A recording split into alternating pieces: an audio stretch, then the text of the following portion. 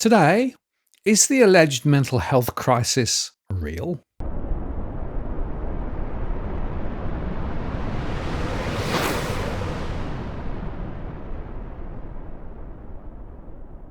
Hi again, it's Martin North from Digital Finance Analytics. Well, this post covering finance and property news.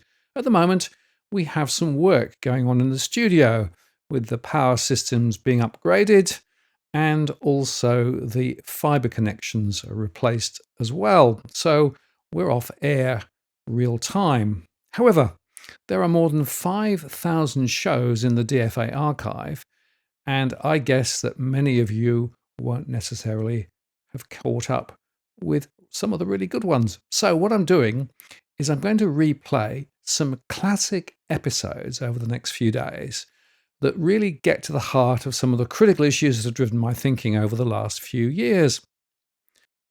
Today, I'm going to replay a show I recorded with Dr Ashley Frawley, Senior Lecturer, Public Health Policy and Social Sciences from the University of Swansea back in 2020. And this is a discussion about the issue of mental health. And I think it's very relevant, bearing in mind recent reports of 1 in 10 youngsters needing help with their mental health. But what is really going on? Is there misdirection here, and what are the implications? My great pleasure to introduce Dr. Ashley Frawley from Swansea University. Hello, Ashley. Hi there. Thank you so much for making the time to speak with me today. And one of the things that I think is a really interesting conversation to explore at the moment is the way that suddenly mental health has got connected with COVID, right? I did a quick count up. In the last week here, there have been nearly 40 articles, all of whom are linking directly COVID to mental health. And as a sociologist, what do you make of that? I mean, it's not really surprising.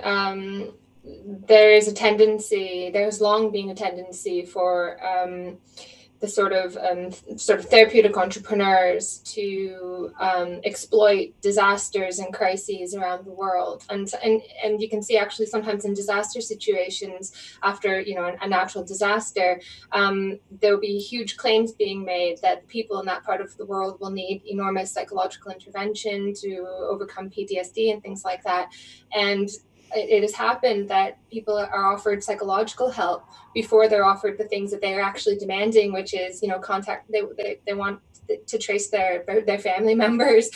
They need shelter, food, that kind of thing. And yet this army of psychological professionals comes over.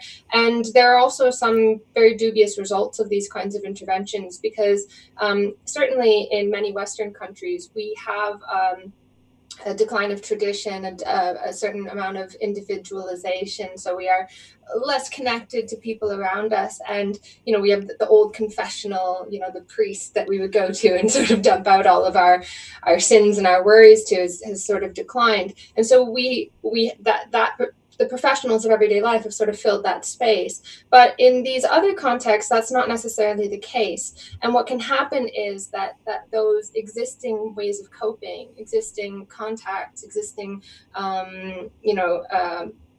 coping relationships that people have can be undermined by this idea that actually this requires professional intervention and specialized expertise. And so there's been a lot of sociological literature that's examined that. So it's not surprising at all that you would have this sort of therapeutic entrepreneurs exploiting COVID-19. Right. So if I try and unpack that a little, we have essentially a set of social issues, and those could be, the issues of not meeting people and those sorts of things, or more broadly things like homelessness or those other issues, those social issues. But often the solution is not to deal with the social issues themselves, but essentially to treat a symptom with a medical response. Right? Yeah, I mean, it's not that people don't try to deal with the material side of things, but I've noticed that as the material side of a situation, for instance, poverty or persistent inequality, becomes more or less a perennial kind of issue, very difficult to deal with, we start to see a kind of dematerialization of those issues. They stop being about that material side, and it becomes more about the psychological effects. It becomes very difficult, for example, to talk about just unemployment without turning it into a health issue. Why is unemployment bad? Because it's bad for mental health. Well, is it not bad enough to not be able to feed your children, to be confined for like a decade to the lack of freedom that not having a proper job gives you? Isn't that bad enough without having to turn it into a health problem? And when you turn it into a health problem, it invites a health solution, right? A medical solution. So you have to be very careful how you define an issue. And I've noticed that as other goals for society have declined, as we've kind of lost the sense that the future could be materially better than today, or that it should be materially better than today, there's been this space has opened up for this kind of psychologization of issues, medicalization of issues. Okay, yeah, inequality, we've tried to deal with it. It's very difficult to deal with. We know we need to deal with it in some way, but really, is this not essentially a problem of mental health? And what the real problem is the mental health supports that people are not able to access. And that is an actual literal claim that I've actually seen. That you can. I was on this show for the BBC, The Big Questions, and this woman in the audience asked, well, this is all well and good, all this, talking about psychology and so on, but we in the Welsh Valleys don't have jobs. And the people on the panel did this sort of hand-waving move, and at the end they were like, well, what we're really talking about is mental health. And the woman was sort of dumbstruck. She was like, well, do I not care about mental health? Yeah, I guess that's important. So she wanted to have a conversation about jobs, and through some hand-waving, we had a conversation about mental health. And luckily, I was there to say, nothing in what you just said has anything to do with this woman's concerns. You've just admitted you can't solve those problems. So does that really actually then suggest that there's a deflection going on, right? So we have fundamental social issues, right?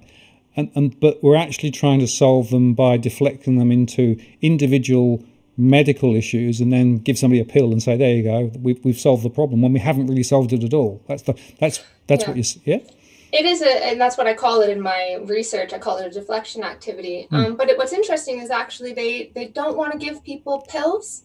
Right. That's actually often looked down on quite a lot because it's too easy. So and if it's basically you're trusting that person to deal with the problem themselves. And there's a huge amount. There's a very big sort of theme within my research when I look at these discourses of having very little trust in everyday people to be able to manage their own psychology, to be able to manage their own lives without some kind of professional intervention. And this is fertile ground for this proliferation of experts of everyday life in all manner of living. There's no aspect of life too mundane for expertise. How we raise our children, what we eat, how we think about what we eat. There's even I did a study of mindfulness, and it's like how to eat a raisin mindfully. There's nothing too mundane for this colonization of expertise. Right. So then it sounds to me as though we're moving almost like to an adult to a child relationship, right? It's almost like somebody over there knows what the solution is, and if you only listen to me, we could actually solve your problem for you. Is that a fair assessment? Yeah. Well, here's the interesting thing is that not only is it a deflection activity, but I've also noticed, so one of the things that I've been looking at in my research is the way that these discourses kind of give way to something new, because they make these huge promises, but they ultimately can't make good on them because they say, we're going to solve every social problem. So many people jump on the bandwagon of self-esteem or happiness or well-being or whatever, mindfulness, and they all start stretching this discourse to say it's going to do this and that. Well, if it solves everything, it's not going to, it ultimately can't make good on these promises, right? And so the discourse kind of gives way to something new. And, that old discourse, that was really bad and silly. But this new one, this truly is the panacea. But what I've noticed is as time has gone on, the promises made actually have become far more pessimistic. So self-esteem promised to be a social vaccine. It was going to solve all these problems. Every problem was ultimately a problem of self-esteem. Why do people commit crimes? Because they don't feel good enough, and, it's going to solve teenage pregnancy and all these sorts of things that they promised. And it was going to vaccinate young people from future problems. That obviously didn't happen. And then happiness emerged as this new discourse that was going to do all these things. But what's interesting is that I've noticed that the mental health discourse and the mindfulness discourse, which are more of recent iterations of this, are far more pessimistic. So there are certain mindfulness advocates like John Kabat-Zinn who do make the old kind of claim, this is a social vaccine. He literally says, we will solve all problems at their heart, the mind. So like the individual mind is a source of everything that goes wrong. We just go and we change the way people think, feel, and behave, and we'll solve all problems. But of course, that's not where problems are rooted. They're not rooted in people's minds or incorrect psychology or bad behaviors. In fact, the more interesting question sociologically is why a behavior that is perfectly rational at the individual level adds up to something that is quite irrational at the aggregate level. But they can't see that. Right, so they start with the individual and they build out from there. That all the problems start there. But they actually don't say that we're going to solve problems. We say we're going to give you the resilience, because they don't believe people actually have resilience without them. We're going to build that resilience just to be able to get through life. So the subject that's put forward in these discussions is very passive, and it is very childlike. And it's very interesting because you can see this, the way that democracy has started to become denigrated quite a lot. And we no longer see those in power as our representatives, but rather as our parents. And that, and like Nicola Sturgeon, for instance, in Scotland has literally said she's like a mother. I did a show once where people were like in a little warm-up debate. Someone on the panel said, well, what are politicians for if not to set a good example for the rest of us? And everyone goes, oh, yes, clapping. I was looking around shocked. They're not our parents. They're supposed to be our representatives. And so there's no longer this faith in everyday people to be able to manage their own psychology and their lives and so on. And there's this pessimism now about actually that these interventions can solve problems. No, it's just to give people the resilience to be able to passively accept the way things are. So who actually benefits then from this mode of operation? So there must be some winners as well as some losers. I think that it's obviously with any kind of sociological analysis, it's complicated. There are no monocausal explanations for why these things happen. I think the political economy, the sort of underlying kind of politics and economics of this is very, very interesting. So I think there's probably something that I haven't looked into quite a lot. I've just begun a new project looking specifically at this sort of therapeutic entrepreneur, the person who sells all these services. And I'm kind of suspicious that there is this, that part of it is this shift from material to service, from manufacturing to service industries. And this huge number of psychology graduates and graduates with sort of limited practice qualifications who have nothing to do and they're kind of making a purpose for themselves. And that's obviously never going to explain something so huge like this. But I think some of the little bits of therapeutic entrepreneurship are fed by this just never ending output of all these sorts of graduates. But that's just a tiny little bit of it. The sort of bigger picture is we've lost sort of politics. Like there's no politician is going to say like, do this because the future is better, follow me. And I've got the ideology that says it's going to work. You communists, you Christians, you libertarians, like nobody uses that language anymore. It's all the language of evidence, of so-called science that defers political responsibility to the quote unquote scientific evidence. And so they never say, do this because God said so, do this because I think this is the best move to make. It says because the evidence says so. So there's this kind of symbiotic relationship that grows between policymakers who are bereft of ideology and these people who, it's good for your career. It's good for people like me to be on TV and to do research that feeds into policy. In the UK, we have the REF, the Research Excellence Framework. We have to show that your research has had an impact. And often there's this, what we call, policy-based evidence that there's this policy that people have decided, through claims making and so on, has become institutionalized. And like, okay, we need some evidence. We're like, I'll give you that evidence, the funding calls that go out. And, it once something becomes a paradigm like well-being or whatever, it encourages people to frame their research in those terms. Like right now, everybody's sort of clamoring to frame their research. Well, they were for the last about 5 years, 10 years well-being. Now it's moved into mental health. So they're saying, oh, it's going to help mental health in some way. And so there's the sort of mechanics of how education and research works has fed into this a lot and encouraged this kind of pseudo expertise and pseudoscience. A lot of it is pseudoscience. A lot of it is just bad science. And it takes about 10 years to realize that it's bad science, because you have to do, it takes a long time to gather the evidence and to do large scale studies. But it's very interesting because at the very beginning of these claims making campaigns, they'll claim that it's a science as hard as nails, self-esteem. The science says. Of course, it emerged, about a decade later, after everyone had moved on to something else, that it, didn't do anything. In fact, it may have even been harmful. So do you think, players like Big Pharma also benefit? I'm just thinking of all the efforts going on at the moment. If I take COVID as an example, right? Mm-hmm. There are lots of pharma companies, pushing particular solution sets, all of which, if they're successful, will make them lots of money. Yeah, you can see this like in some contexts, particularly some national contexts, some countries in particular. So China, for example, has tended to push pharmaceuticals and more like psychiatrization of social issues. So, if there, when there's like a factory closes down, through neoliberalization, they're closing factories and that kind of thing.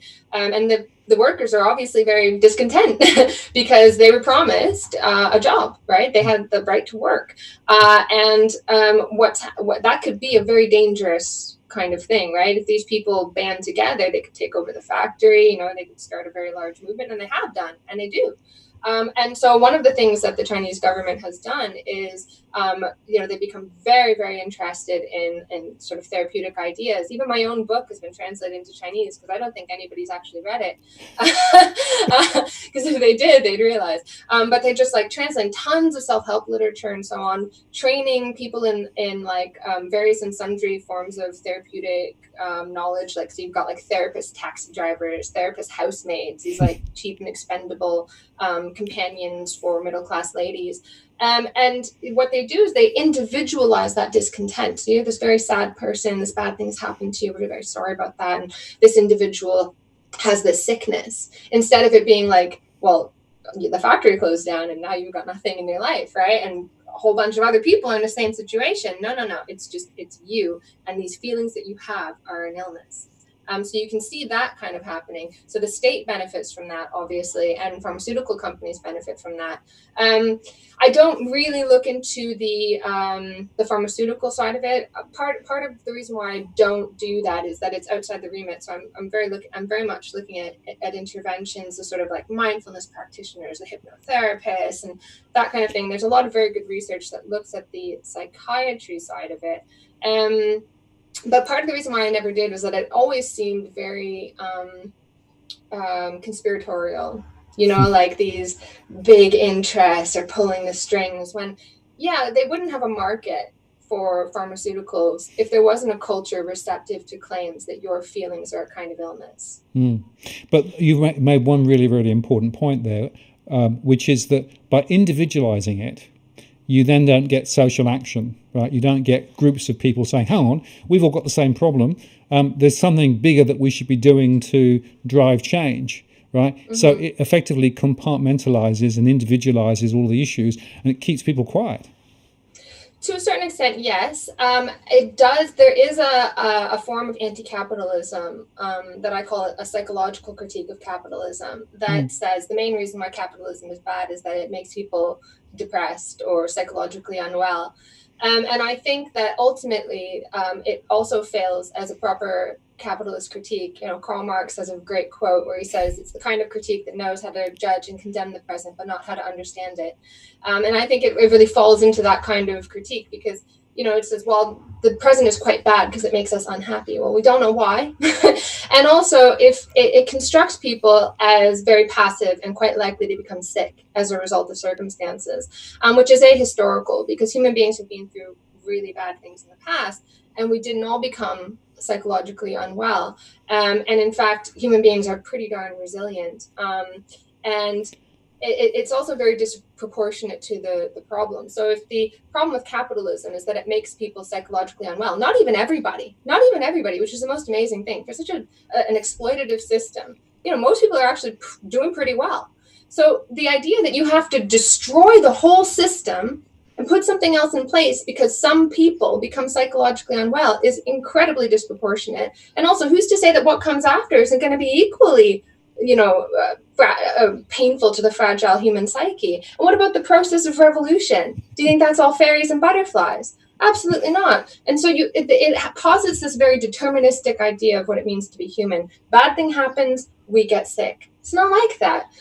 It depends very much on how you interpret the events. Many people throughout the world are able to get on in awful circumstances, and that's a testament to the human spirit. And actually, that is used as a reason to keep people in this bad situation too, which I would never say. But the problems with capitalism are much, much deeper than the fact that they make people feel bad. And also, if we're all just passive victims, well, the solution is medical. In fact, if that was the main problem with capitalism, I would actually support giving everybody drugs, because why overturn an entire social system because of that, or an economic system because of that? I think the problems are economic there, and they are to a certain extent. It's exploitation obviously has a part of feeling. There's a feeling of unfairness, right? But I think that the main problems are much deeper and endemic to the system.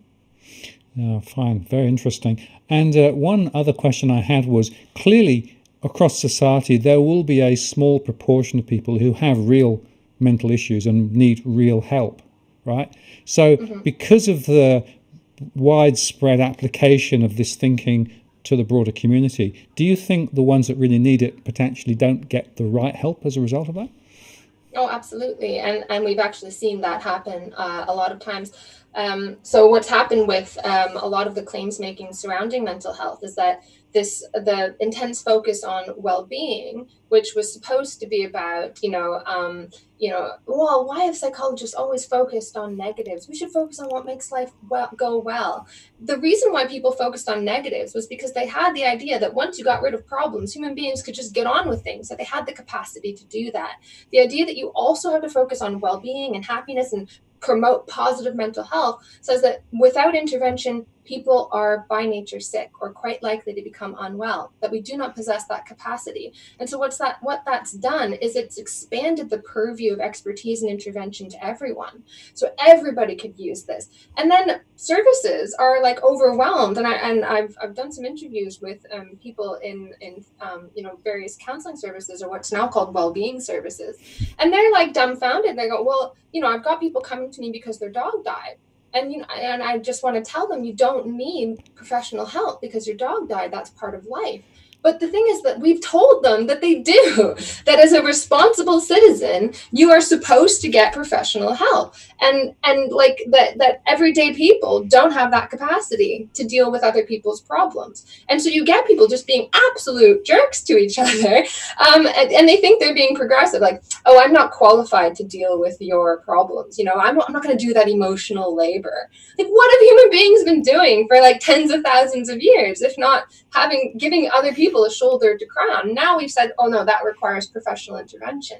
And so what we've done is we've expanded it's great because it expands the market for all of these various and sundry kinds of interventions. And then you can actually see at the beginning of campaigns, one of the very first things, one of the first claims that are made is that there's this hidden problem in society, and part of that problem is that people are trying to deal with it on their own.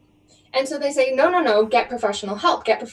So with mindfulness, it was like, oh, we've got this wonderful thing and nobody's taking it up. So they have this big campaign to encourage uptake of mindfulness. Go to your GP and demand this, right? It's going to solve all these problems. So it works. The campaign works. GPs start recommending it. Then there's this huge demand for mindfulness. And they go, see, the problems in society are so great. You can see this by the demand for mindfulness. But you told people that they can't. And it's the same thing with counseling service in universities. They said, the problem is that students are relying on each other. So no, go and demand services. So the students say, oh, okay. So they go and they demand services. And then we're like, what are you doing here? And then they just counseling services are overwhelmed, or well-being services are overwhelmed. And they see it as indicative of the scale of the problem. But actually, it may be indicative of the fact that you've told people with everyday issues that they are not equipped to deal with these things. And then people who really do have issues, who need like a mental health nurse, like a proper qualified professional, are not able to get it because the waiting list is enormous. So this is a humongous problem. So how do you think we should go about addressing that problem then? You want me solutions? No, all I do is diagnose. No, I think that part of the issue that we have in society is this construction of what it means to be human in very weak, fragile terms. And I think what happens is in each of these iterations of self-esteem, happiness, and well-being, and mental health promotion, so on, problem just gets deeper and deeper. And people will attack that particular iteration. So we have lots of critiques of mindfulness. There were lots of critiques of the happiness movement, lots of critiques of mental health promotion. And okay, in these things, they claim they're going to solve everything, and then they don't solve anything. They become exhausted. You can see this sort of, if you look at the number of times that well-being is mentioned, it gradually tapers off, but then something else grows out of it. So mental health becomes, people stop talking so much about well-being, or they keep saying well-being and mental health, well-being and mental health, and then the well-being drops away, and they're just talking about mental health. And I've actually quantified how this happens in newspapers. But nobody, and then we're on to the next thing, and we're criticizing that thing, and we're not asking, why does this keep happening? And the answer is because the underlying pressures and cultural forms are still there. They remain intact. And part of that is an economic, a deeper kind of economic base to this, that this is people's livelihood, right? So they're you've created all these spaces. The last fad created all these spaces and institutions, and these people will be hungry for the next fad. Self-esteem wanes, and they're looking for the next thing. And so there's spaces and institutions. There are all these people who work in these services. There's this just enormous army of professionals, right, who are just whose job, they're like the social problems industry. It's their job to create problems and claim that they're going to have the solutions. So that's all still there. But it all thrives also on this fundamental idea of the human subject as very weak, very fragile, quite likely to become sick. And it's that needs to be contested, I think, in addition to obviously the sort of deeper work of understanding capitalism and so on. But we need to make a space for human rationality and to say, actually, no, human beings can understand the world in a rational way. We do act rationally in our lives. The problems of the world are not down to our behaviors. And really make a case for a much more open understanding of the human subject. There's a very good book by Marshall Berman called All That Is Solid Melts into Air. And he says, an open subject means an open future. And what that means is that if what it means to be human is just dictated by nature, people say, it's just human nature. Why do we have these problems? It's just human nature. Why do we have economic crisis? People are greedy. Well, that's the way it's always going to be then. There's no point in trying to change the world because human nature will just express itself again. But if you look throughout history and across the world, you see many, many different ways of organizing human societies, many, many different reactions to circumstances, many, many different ways of finding happiness. Think about ancient Greece. What was conducive to happiness was fundamentally different, even though people will take Aristotle as the understanding of happiness forever. But the base of society is different, and therefore what it means to be human is different. And that means that the future can be different, and that human beings will be different and are different in different contexts. And that's very important because it means that the way things are is not a result of human nature. We can change things, and if we understand the world, then we can change it. Ashley, I really appreciate your time today. I think that's a very inspiring and very powerful message. And thank you very much for sharing your insights with DFA. I wish you well on your research, and I shall be watching with interest how it develops. Well, I hoped you found that classic recording interesting.